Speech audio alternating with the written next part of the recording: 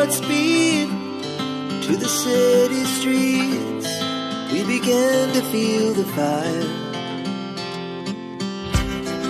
We rise like tall buildings as the chemicals, they take us higher.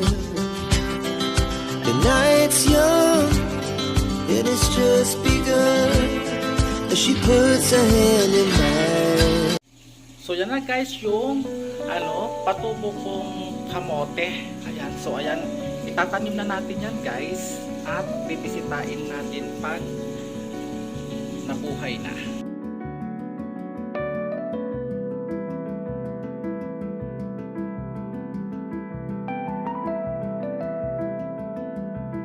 So ayan guys, ito na guys yung pinatubo kong kamote sa water propagation po.